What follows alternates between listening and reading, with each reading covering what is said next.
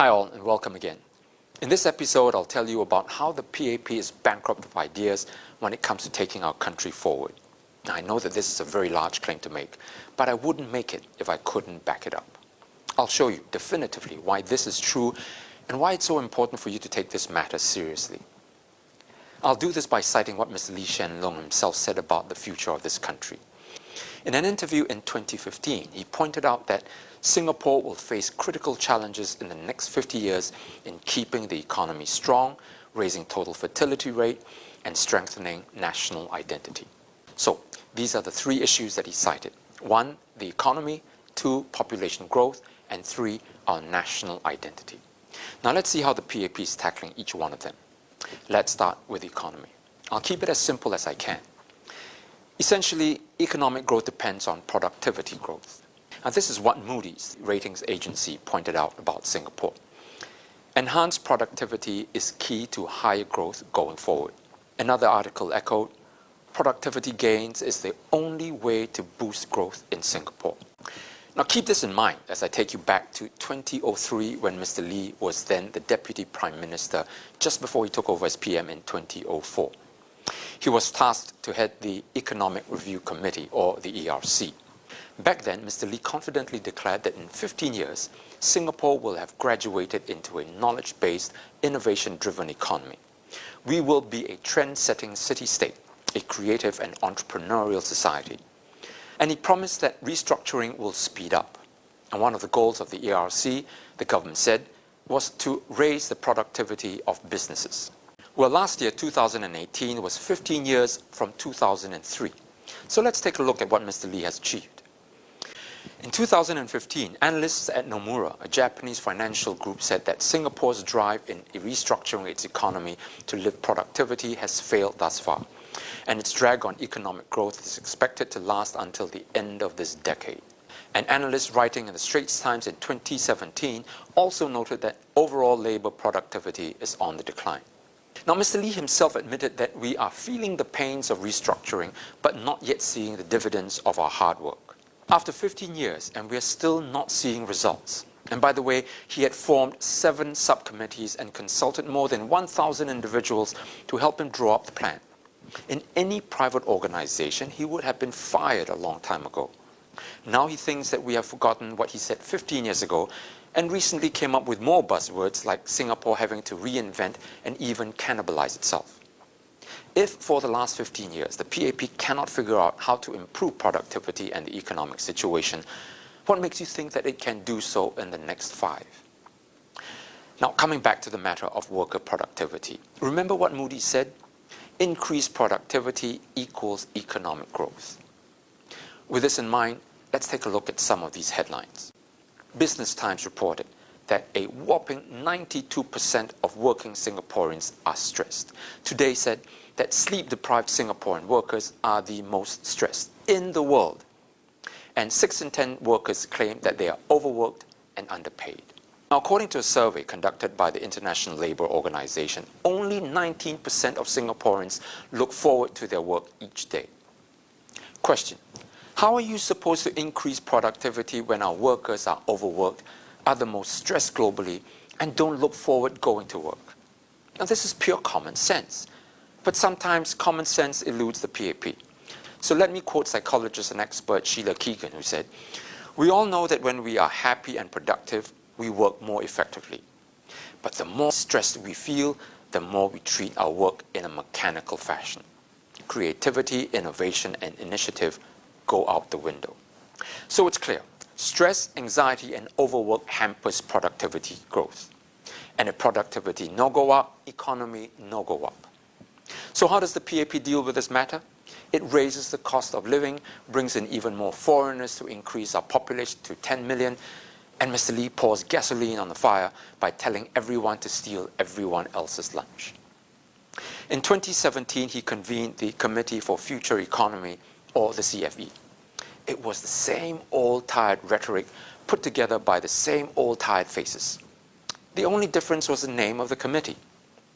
And listen to what economic professor Linda Lim said about the CFE report. What the CFE doesn't do is does not address the question of why all the previous plans and committees did not succeed, and why you're continuing with more of the same. I mean, essentially, if you've been reading this, they say the same thing in different words. And why do we have to keep doing something that 20 years ago we said we were going to do, and somehow it never became self-generating? As I said, the PAP is bankrupt of ideas, and I am not exaggerating or indulging in callous, mindless PAP bashing. At this rate that we are going, even Vietnam's economy will overtake ours. You think I'm exaggerating? This is what DBS, yes, our very own DBS said. Vietnam's economy could be bigger than Singapore's by 2029. That's only 10 years from now. Think about it. The next factor that Mr. Lee identified is our declining TFR. For the last few decades, this country's birth rate has been falling. Last year, it hit the lowest in our nation's history of 1.14 births per woman of childbearing age. If it keeps going like this, in about 10 years' time, the proportion of older folks will be twice that of younger people. That is going to have a huge impact on our economy and society. As I pointed out in a previous video, younger couples say that the cost of living and the stressful lifestyle are what is deterring them from wanting to have more children. Even the PAP women's group is now belatedly agreeing with this fact. Last week, it said that the high cost of raising children is deterring parenthood. Again, what does Mr. Lee do?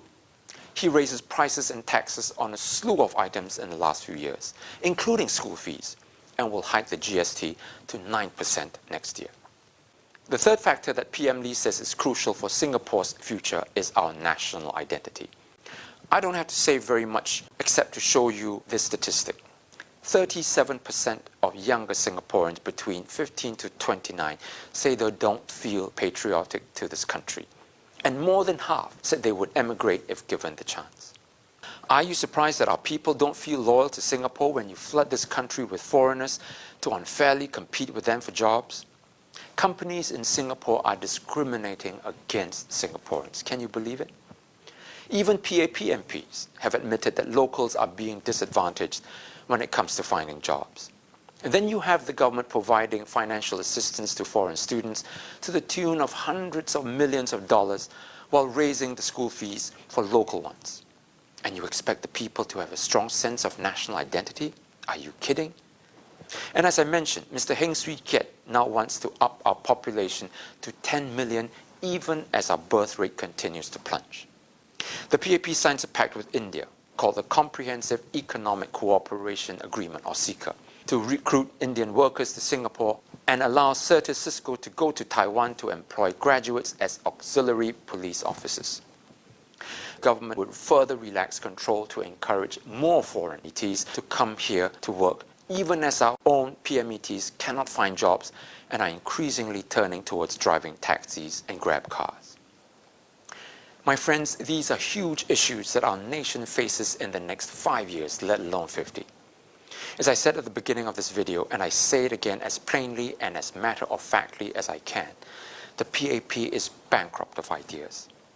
Now, I've taken the trouble to cite all these facts and figures to show you, demonstrate to you that I'm not just spewing nonsense and attacking the PAP any old how.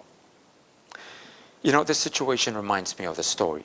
There was a royal family in Europe, the Habsburg family, whose members, in order to protect their royal lineage and keep the bloodline pure, married each other. They wanted to keep the power within the family. So a king took his niece as his wife, and his first cousins married each other, and so on. Well, the incest and inbreeding resulted in their successive generations having disabilities and congenital defects. Charles II of Spain, for example, whose parents were close relatives, couldn't speak until he was 4, didn't walk until he was 8, and was barely able to chew because he had difficulty closing his deformed jaw. His heart was unusually small, he had intestinal problems, and had only one testicle that was not functional. The royal line ended with his early death. In the same way, this inbreeding of ideas within the PAP has produced defective policies that to date remain unchecked and has resulted in a malformed economy. The autocratic effort of keeping the political bloodline pure within the PAP has produced a society unable to respond to changes and begun the slow but certain undoing of this country. What we need is an injection of new ideas, ideas that will expand our political gene pool.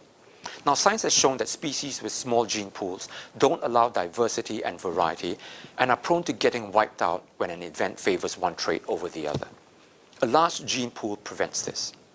In a similar vein, we must create a large and robust pool of ideas so that when circumstances change, we as a society don't get wiped out.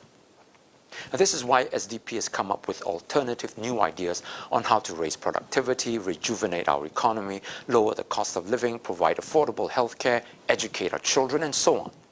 It is these kinds of ideas, fresh, new, workable ideas, that need to be injected into our national debate. And the only way that we can do this is for SDP to get into Parliament at the next round and stop the PAP inbreeding. Listen, I know that you have a busy schedule and you don't have time to read all this information or think about some of these issues. And even if you do, I'm pretty sure you have forgotten most of it. I'm putting all this together and connecting the dots for you so that you can see the whole picture, not just little bits and pieces here and there that may not make any sense. This is the job of the opposition, to help our people see what's going on and understand where we are headed, to warn the people of the problems that lay ahead. The opposition are the eyes, the voice, and the conscience of society. Now, if I don't make any sense to you, then turn this video off right now and don't watch me again.